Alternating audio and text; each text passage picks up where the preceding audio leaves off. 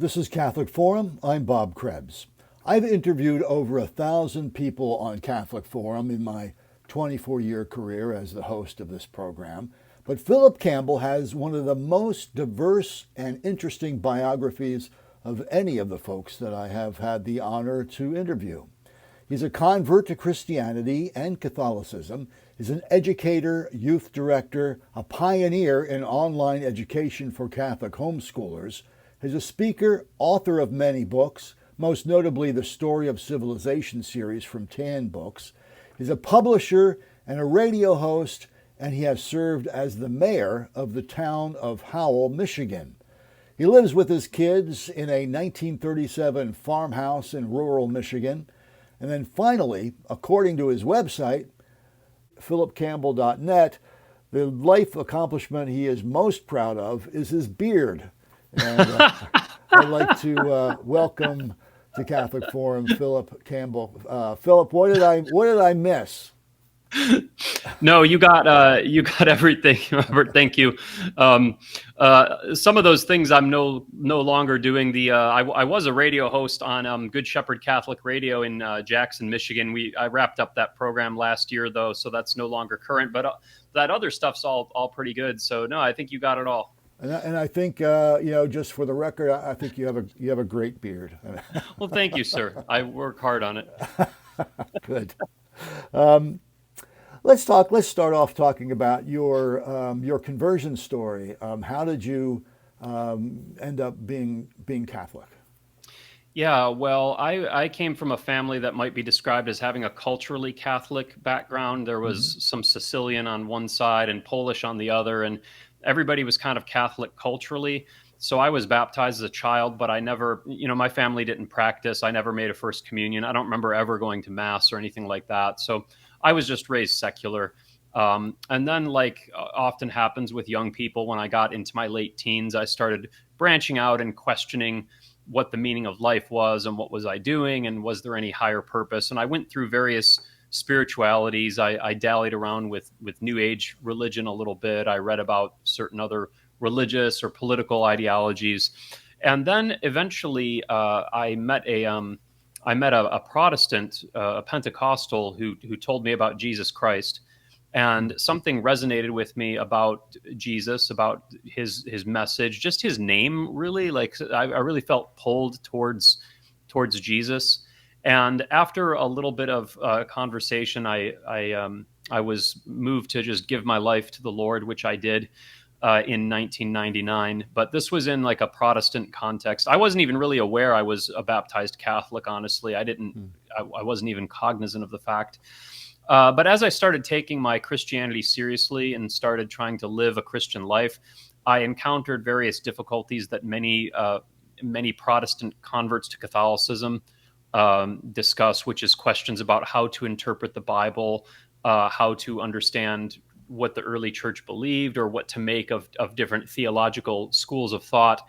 And I found that the Bible alone approach was not helpful for me. And so I started increasingly digging into the church fathers to try to understand how the earliest generations of Christians approached these sorts of questions.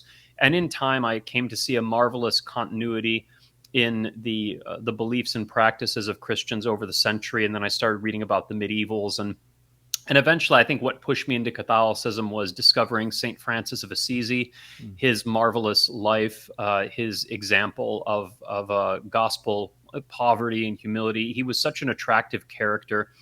And I remember thinking, I want to be whatever religion that guy is. He just, from 800 years, he attracted me, And all my study and prayer and love of St. Francis drew me into the church. And so I started RCIA in 2002, and my pastor told me, he said, you were actually baptized Catholic, so technically you're already Catholic. You just need to make a confession and then get confirmed at Easter, and you're good to go. And so I was allowed to come back into the church on the Feast of St. Francis of Assisi, which is in October on 2002, and then confirmed in 2003. And so that's kind of like a brief story of my sojourn back to the church. It's amazing. Your story is not uncommon. Like I mentioned, I interview a lot of people, and it's you know, inevitably any convert will say that research and that sort of thing brought them to the Catholic Church, and it's not uncommon for people to say that St. Francis of Assisi was really important to their conversion. Really, you've heard this before, huh? I have, and Wow. it's yeah, yeah. So St. Francis is still He's working, still even busy. yeah, it's still busy for sure.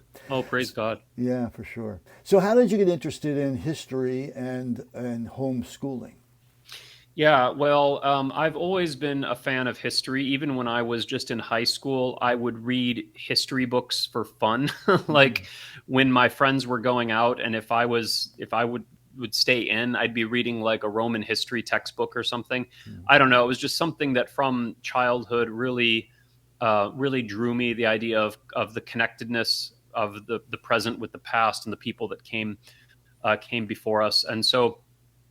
Initially, I didn't know that history was going to be in my life professionally, though. I went to college first to be and I was an art major. I was going to be an animator and an illustrator, but that didn't pan out for me. And so I left college and I had after I entered the church, I had this kind of like period of shuffling around to figure out what I was going to do. And I eventually decided to become an educator because I realized that I couldn't stop talking about history whenever I would talk to people. And I mm, was like, I should just do this for a living. Should just be a history teacher. So I went to Ave Maria College, which was the previous incarnation of the current Ave Maria University. It used to be in Michigan before it moved to Florida. So I attended Ave Maria and got my Bachelor of Arts degree with a major in history, and then wanted to go teach. But I had no teaching credentials, so to speak. And at this time, I was thinking about teaching in the public school because teaching in Catholic education or in a homeschooling setting wasn't really on my radar. So I went to Madonna University and did a whole teacher's education program. I studied child psychology and classroom management and curriculum development and all the good stuff. But by the time I was done, I was so jaded with with the idea of the public schools that I kind of didn't want to teach there anymore. And so I was looking for alternative outlets for my educational ambitions. And I made the acquaintance of Dr. Henry Russell, who runs a homeschooling cooperative called St. Augustine in southern Michigan. And he had been a professor at Ave Maria. And he said, we've got this great group with all these homeschooling families that bring their kids here to this co-op, and you could teach for us. And so I started teaching for this cooperative.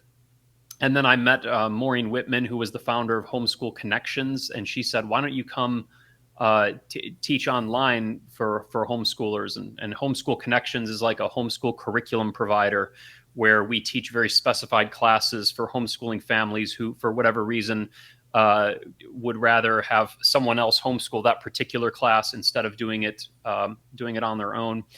And I came to see the benefits of homeschooling and how bright and interesting, creative a lot of these kids were, and how flexible it was in so many ways with the times, the scheduling, the content, and really was sold on it. And I homeschooled. My own kids they've been everything. They've been homeschooled, co-op, public school, private. They've done everything. Both in my personal life and in my career, I got very enmeshed with homeschooling. That's what I've been doing now for over 15 years, and I love it. Well, that brings me to my next question. One of the presentations that you're going to be giving at IHM later on this month is on homeschooling. Can you give us a little bit of a sneak peek at that? Yes. So this is homeschooling history through different age levels, and this came out of my observations throughout my life. As I People will ask me what I do for a living, and I say I'm a history teacher, and they will always say, "Oh, that's so cool. I loved history, but I hated it in high school. Like I loved the subject, but I hated the class." And I was like, "Why is that?" And I started to realize that history is often not taught in an interesting way. People often experience it as a series of disjointed facts and dates that they're expected to memorize without a larger context of what they're learning about. And so I started to kind of think, people need some help in how to teach history and how to teach it at different age ranges. I often have seen books and materials and classes that are kind of misclassified. They will say it's for an elementary schooler, but really it's too advanced for them. Or conversely, they say it's for high school, but it's really not challenging enough. And I thought there's a real people struggle figuring out how to teach history in an engaging way and in an age appropriate manner. So this talk is going to go through some tips that I've picked up over my 15 years of, number one, how to teach history in a way that kids will connect with, and number two, how to do it in a way that's age appropriate for each level, so it's not too challenging or too difficult and kind of meets the child cognitively where they're at. Why should parents consider homeschooling their children? I know it's a broad question, but Yeah, there's various answers, but ultimately, I think the overarching argument for homeschooling is for customization, because whenever you go to any institutional school, and institutional schools aren't bad, they have their place, and it depends on what your educational goals are. But whenever you go to an institutional school, you are necessarily getting a curriculum that's kind of something that's kind of like a boxed thing for everybody. Like every mhm. student is getting variants of the same thing, and it doesn't really matter as much what the student's particular interests are or what their particular gifts and skills are.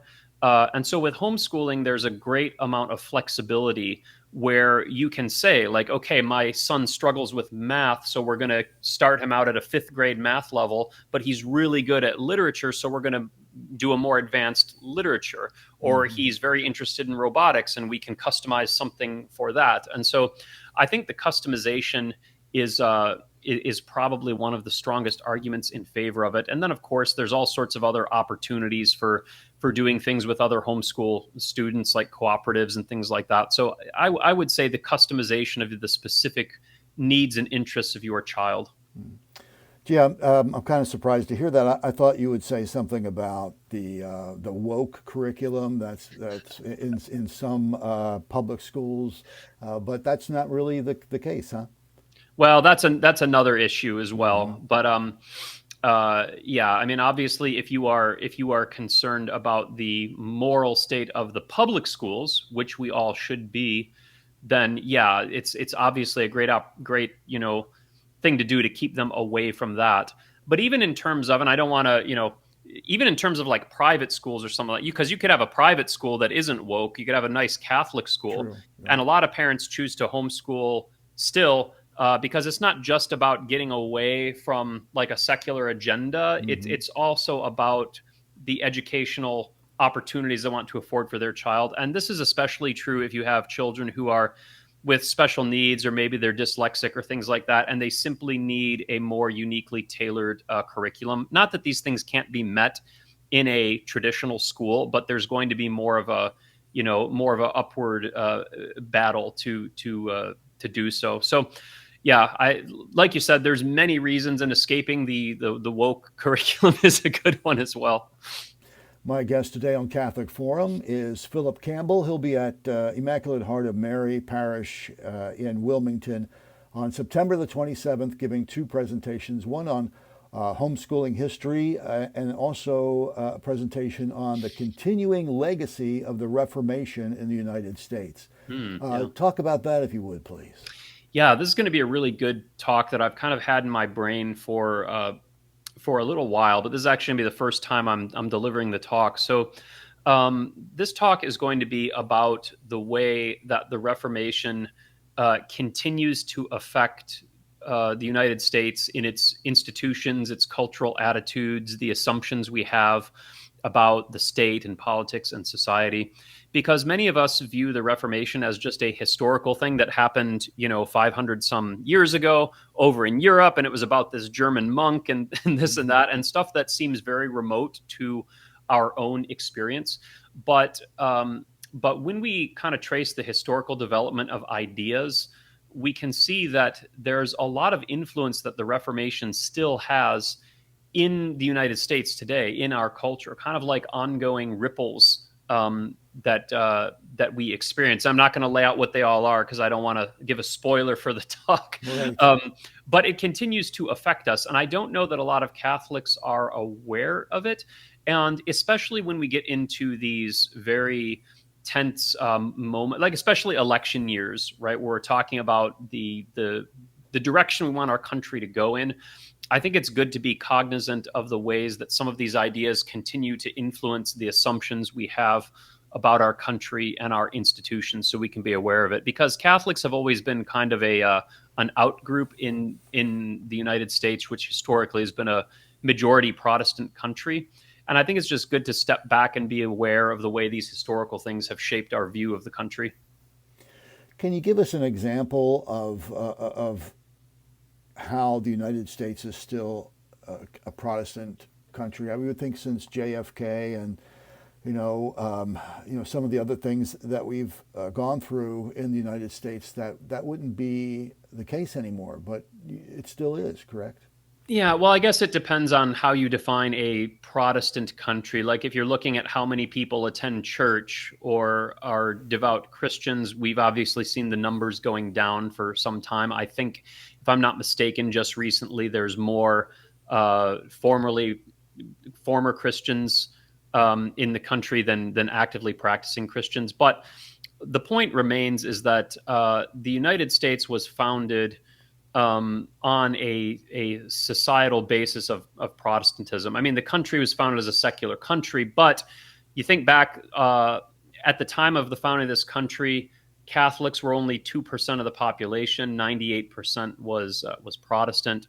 All the 13 colonies had anti-Catholic legislation on the books to some degree, not all as bad as others. Pennsylvania was the most friendly, and Protestantism has been a huge driving force in the social development of this country, both in the colonial period and after independence, like the Second Great Awakening that preceded the Civil War.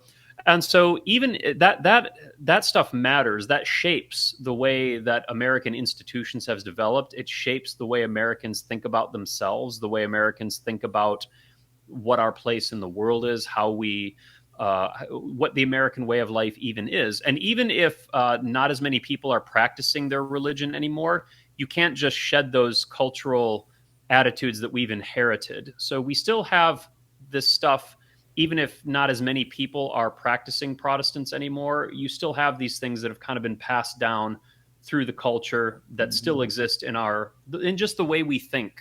You know what I mean? Yeah, I think it'll be an interesting presentation, to get more into that topic. Oh yeah. Who should attend your conferences? Is it just meant for Catholics or for non-Catholics as well? I guess especially the one.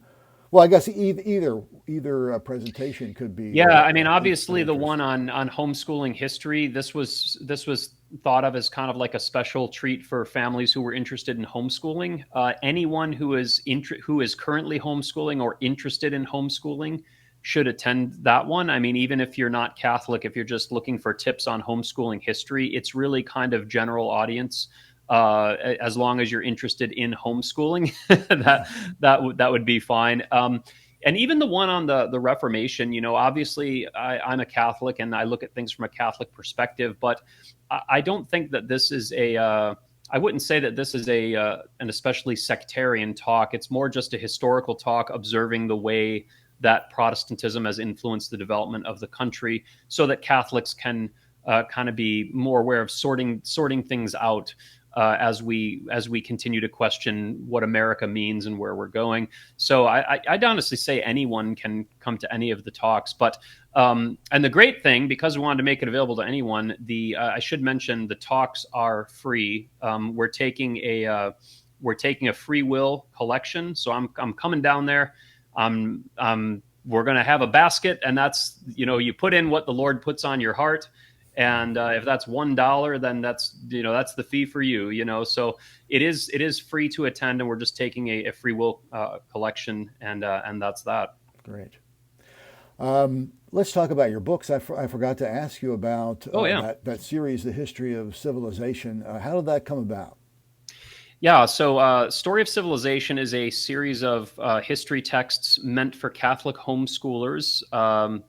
usually, well, I guess they're being used in Catholic schools now as well, though. The whole Archdiocese of Denver is using them, and there's a few other places where Catholic schools are using these books, but they're meant for like upper elementary, early middle school.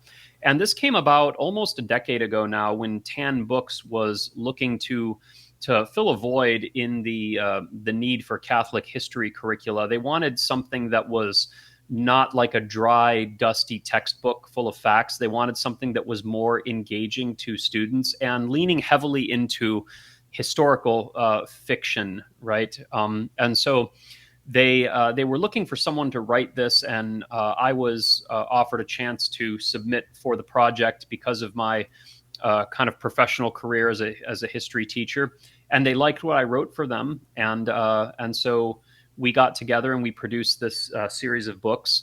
And Story of Civilization, they are unique texts. They are textbooks in the conventional sense, but every chapter has a historical fiction story in it. So you'll read a little bit about the history, and then the chapter will say, now let's see what it was like living in the 13th century. And then it goes to like a historical fiction story with characters. Sometimes they're real life characters, sometimes they're ones I made up, kind of going through like a day in the life of what it would be like living through these events. Here's a first person perspective of the Battle of Gettysburg, or living under the Roman emperors, or something like that. And it helps to take kids' minds and give them an imaginative reconstruction of what those periods look like. And they're very, very popular. I think they're probably, I think they're the most popular Catholic history curriculum out there right now, which I'm very thankful for. I never thought they'd have as much traction as they did, but I'm very pleased with it.